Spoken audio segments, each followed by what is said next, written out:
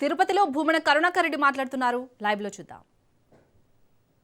320 రూపాయలకు ఆగస్టు 19 మేము అధికారంలోకి వచ్చిన తర్వాత 389 రూపాయలకు ఈ ప్రీమియర్ డైరీ చంద్రబాబు గారి టైంలోనే అత్యధిక సార్లు దాదాపు 90% పైగా ఈరోజు ప్రధానమైనటువంటి నిందితులలో ఒకరైన డైరీ సంస్థ అయిన ప్రీమియర్ డైరీ చంద్రబాబు టైంలో కూడా అత్యధిక సార్లు టీటీడీకి నెయ్యిని సరఫరా చేసింది.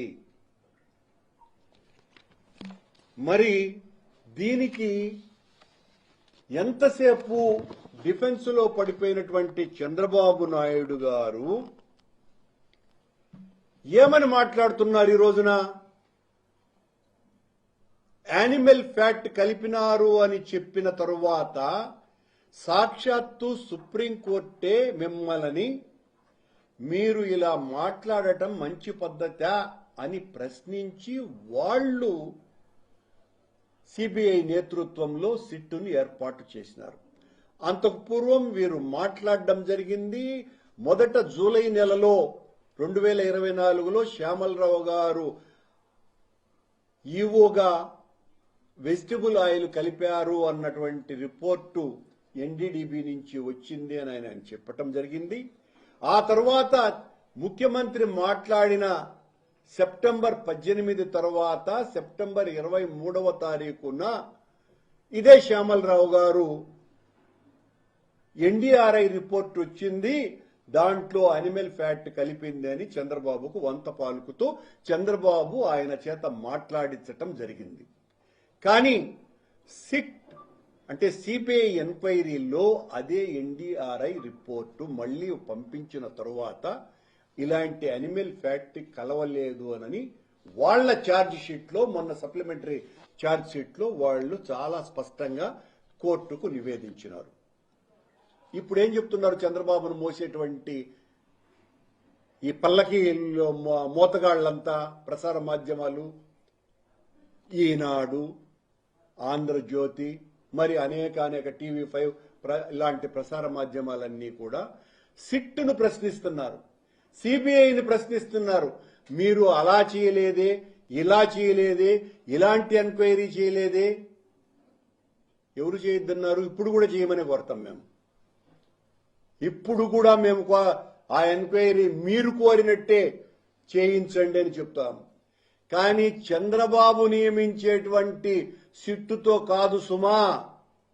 చంద్రబాబే సిట్టును నియమిస్తే ఆ సిట్టు అధికారులు సిట్ అంటే సిట్టు, స్టాండ్ అంటే స్టాండ్ అంటారు. కనుక వాళ్ళు వెంటనే మమ్మల్ని అందరినీ నిందితుల్ని చేస్తారు. కనుక వాళ్లతో కాదు చేయాల్సింది.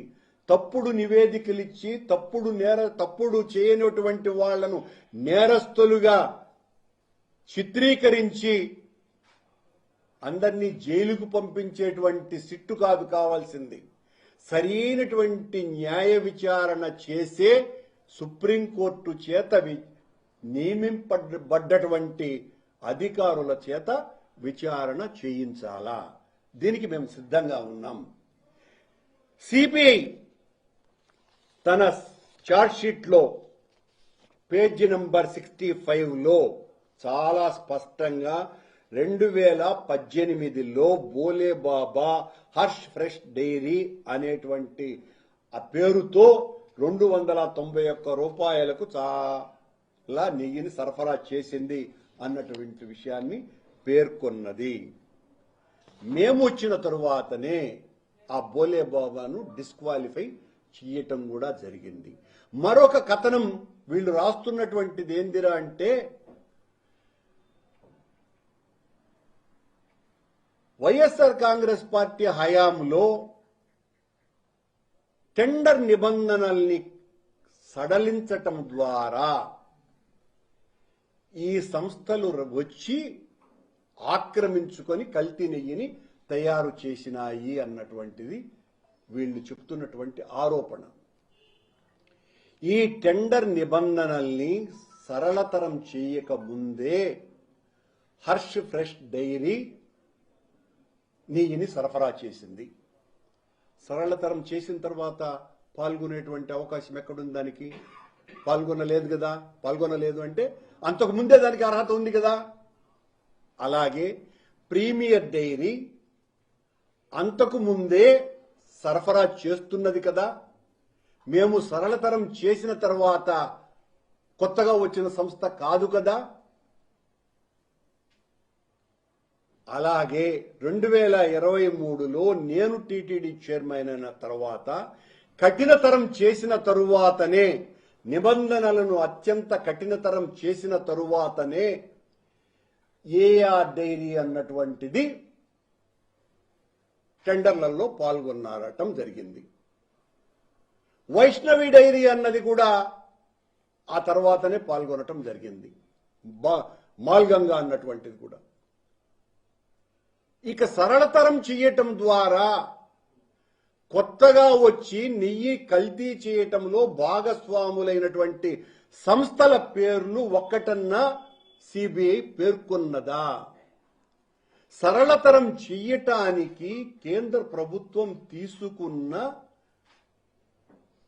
స్టార్టప్ కంపెనీలను మన స్థానికంగా ఉండే కర్ణాటక, తమిళనాడు, తెలంగాణ, ఆంధ్రప్రదేశ్లలో కొత్తగా డైరీ సంస్థలని ప్రమోట్ చేయాలన్న ఉద్దేశంతో మాత్రమే ఆ నిబంధనలని సరళం చేయటం తప్ప దాని ద్వారా కొత్తగా వచ్చిన కంపెనీ ఒకటి కూడా లేదు. ఒక కంపెనీ కూడా రాలేదు. కాబట్టి ఆ సరళతరం చేయటం మూలంగా వచ్చిన ప్రయోజనం ఏమీ లేదు. కాబట్టే కఠినతరం చేయటం జరిగింది. మేము